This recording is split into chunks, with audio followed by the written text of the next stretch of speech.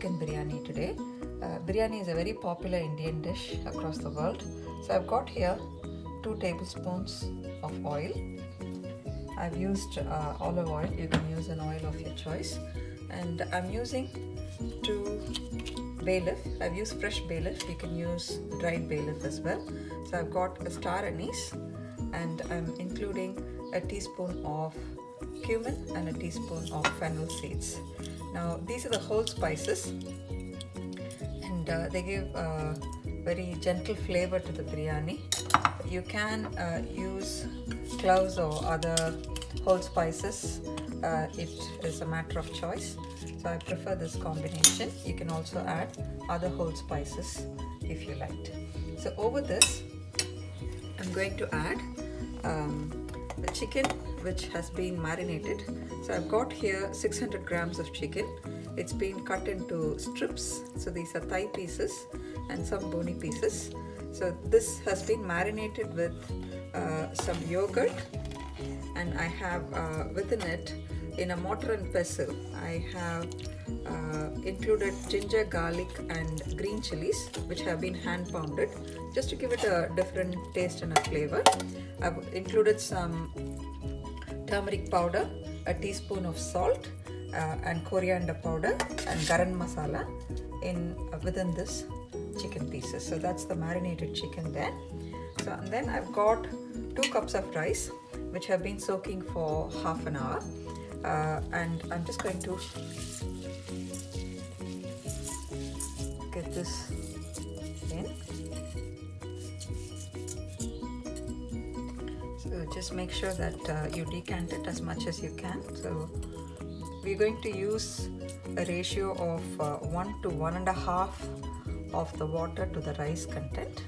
So I've got 2 cups of rice here which have soaked. So I'm going to be using 3 cups of water. So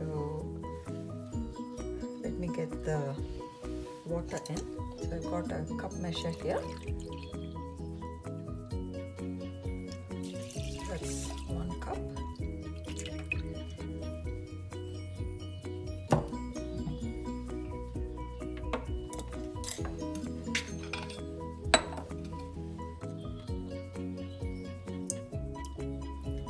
Cups, and I'm going to go for 2 3/4, so just under 3 cups, because we've used a little bit of yogurt for marination, and that will be included in it.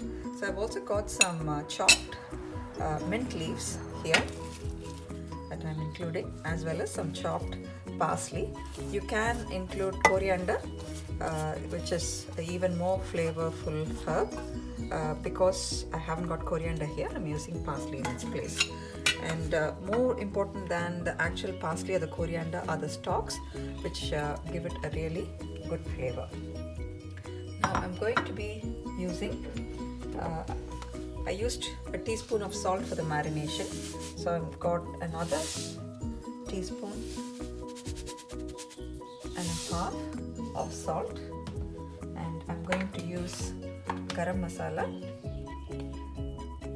So a good heaped teaspoon of garam masala, and I've got cumin powder here, a teaspoon of that, some coriander powder for it to cook with, a teaspoon of that.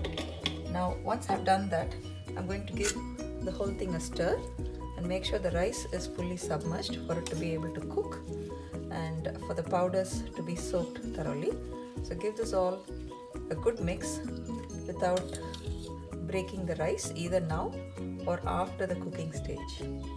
So just be gentle with the rice, because basmati is a very gentle cooking rice. So when I was taught by my mom, she said the water level has to be a couple of centimeters above where the rice is, and that's a general rule of the thumb. But of course it depends upon which container that you are cooking in, and you need to get used to the measurements. But I've used 1 to 1.5 cups of water here. So we'll cook this for, this is a 2-cup rice and this is a pressure pan. So I'm going to leave it for 10 to 12 minutes, a maximum of 12 minutes. I'm expecting 1 whistle. So once the first whistle comes through, I'm going to switch it off and let it cook in the heat, and then open it after a good 20 minutes after the heat is settled.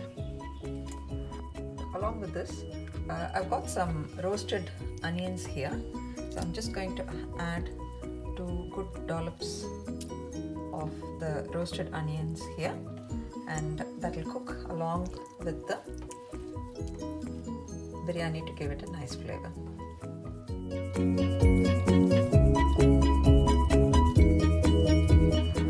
So this has taken 18 minutes for the first whistle, and then I've let it rest for 20 minutes so it absorbs any remaining fluid. So the steam's completely settled, as you can see. So it's all cooked very nicely, as you can see. So I'm just going to give it a gentle stir. So first I've got 2 teaspoons of butter here. Just helps to separate out the rice as you're mixing. And you need to be as gentle as possible when you're mixing the rice, so it doesn't break. So the best thing is to lift it from the sides and give it a gentle stir. So you can see, so this is a soft biryani. So if you wanted it further with granules which are away from each other, then you can reduce the amount of water by a further half cup. So you can use 1:1 ratio, and you can also open this a little bit sooner and you will get a consistency more like this, which is easily separated from one another. Now you can see the chicken is completely cooked. You can separate it from the bone at the same time. And I'm just going to give it a very gentle stir so it all mixes. Then you can see in the medium heat with the 18 minutes, it's not had any burning or charring. So that's it. The flavorful biryani is ready. We are definitely going to enjoy it. I hope you make it and enjoy it too. Thank you.